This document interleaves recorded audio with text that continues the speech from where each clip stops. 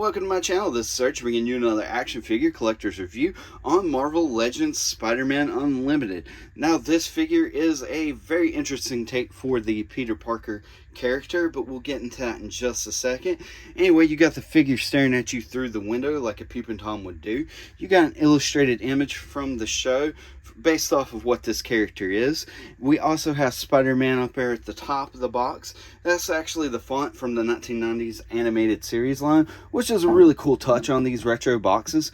Up there at the top of the back of the box, it's more or less the same. You got that same illustrated image. You got some things that you can do with this figure, showing it off. You got a little bit of a bio for the figure. You also have the other figures from this wave, a bunch of that legal stuff that nobody ever reads, a barcode back there at the back. You don't really get too much anywhere because this is in that retro style. So let's get to it and open this bad boy up. Okay, let's take a good look at his accessories. And right here you get the two fisted hands that come onto the figure whenever you unbox it. Boom, boom. And they look good. They're your typical Marvel Legends style fisted hands. And you need those whenever you're throwing down with them baddies. Let's see here. You also get these like wall crawling hands or hand gesturing hands where they're sprawled out, which is really cool because you can do different things. Like I said, wall crawling. You could also do, you know, like stop or different hand gestures. And the sculpt work is really good in them. And, you know, I like that metallic bluish paint that they use. I think that's really cool. Over here, you get them web whipping hands, and I dropped one. But they look like this. They're uniform.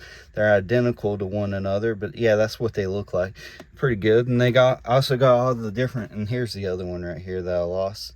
But they got a lot of sculpted line work and detail. You can definitely tell it's somebody's hands, or, you know, hands and gloves. Right here, you get these little, like, I want to say spider gauntlets. They come off on the figure whenever you remove the hands, so be on the lookout for that. Mine just came on off, and you know, they look okay. They've got that dullish red look to it, which matches this figure. So I mean, you can't really complain too much. And then you only get the one head sculpt that comes on the figure. Kind of reminds me of the Ben Reilly Scarlet Spider. And here he is, Spider-Man Unlimited in his brand new nano suit, all out of the box and getting ready to take on Venom and Carnage onto your screen. Now we're getting ready to figure out if this figure is really worth the purchase in just a second.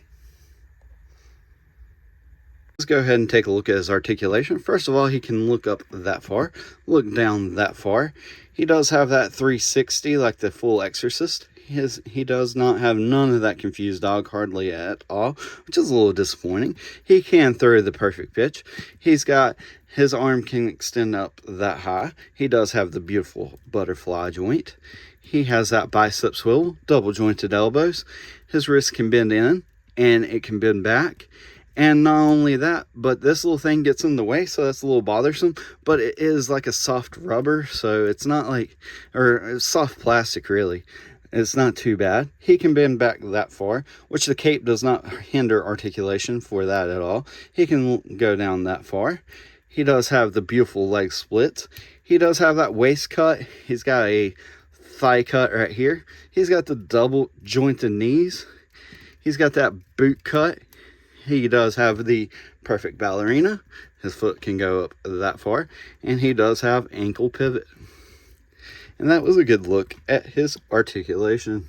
Okay, before we get into that sculpt in detail, I'd like to give a little bit of information about where this figure came from. So it's from that show, Spider-Man Unlimited, and that's supposed to be like a sequel to the Spider-Man animated series that, you know, Fox tried to recapture that magic, and they just couldn't because the show was kind of a little bit of a failure.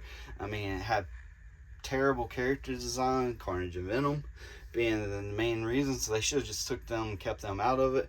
But anyway, Spider-Man goes off to this like far unknown universe, and you know, he has to help them save their planet and blah blah blah. And it's to me, I like the show, but I really like Spider-Man.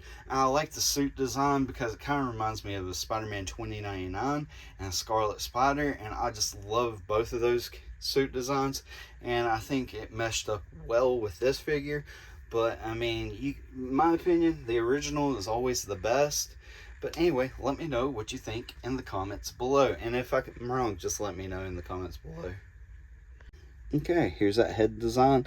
He's got them nice big eyes for Spider-Man, and I think Spider-Man should have them nice big eyes like that. And then his head sculpt, it looks phenomenal. I mean, you know, it's just a masked hood and a red plastic. I think they did good on the plastic not to make it like too shiny and too bright and vibrant. So, I mean, I think they did a good job with that. This is all glued on right here, so it's not like painted on. So whenever you're posing for pictures, it's not going to like really mess up, and it's not like going to come off really easily. And I like the line work and stuff. The paint applications on mine came out pretty good, but I went through several of them in the store. Now there, I mean, there's a little bit right here on the inner thigh where the paint didn't really go all the way through, but that's, you know, just little minor things. And the sculpt work on the boots. Now this is all like the chest piece, it's all glued on there. I mean, I like that. I like the choice blue that it is. I think it came out good. I mean, it's dull looking. I mean, I wished it was more vibrant, but that's the suit design. That's not Hasbro's fault. And anyway, right here, these gauntlets, I think they came out looking really good. You know, not too bad right there on that one. And it's like a soft little plastic piece, so I mean, it does get in the way of articulation, but it's not too bad. And right here you do have this little web pattern cape, which is not too bad at all. I mean, it's that clear translucent white plastic, and it kind of looks like glue, you know, but it's cool. I like it. And I do have a little bit of paint on the inside of mine, which, I mean, it's on the inside, so I'm not going to gripe about it too much. And I don't know if this can come off or if it's glued on, but I mean, I wouldn't mess around because you might actually wind up breaking your figure. And if you like Spider-Man's butt, be sure to give this video a big thumbs up, because I just showed you Spider-Man's butt. And there's his little feetsies where his toesies go. Anyway, that was a good look at his sculpt and detail. Here's how Spider-Man Unlimited scales up against Retro Spider-Man. And you know, I like this scaling. They're pretty much basically the same size. This one has bigger arms, this one has bigger thighs, but not by much with those thighs. This one has better articulation, and this one has good articulation, but I wish it was on this body mold. But I mean, beggars can't be choosers, right? Here's my final thoughts on this figure. If you're a fan of the Spider-Man Unlimited show, pick this figure up. If you're a fan of Spider-Man in general, pick this figure up. I think he can pose very dynamically, and I think you could have hours worth of fun posing him with pictures and everything. But if you're just a casual fan and you already got your Spider-Man that you enjoy, whether it be Pizza Spider-Man, Retro Spider-Man, or so on and so forth, then you can skip over this figure, and I don't think you would be hurting. I think this is intended for a specific audience of the people that rather collect every single Marvel Legend that comes out. But I'm not talking about those people. I think that it was targeted for the kids that were a huge fan of this show. And I was one of the 30 kids that actually watched this show and enjoyed it. But let me know what you think of this figure. Let me know what you think of the review in the comments below. And as always, feel the urge to collect with Surge.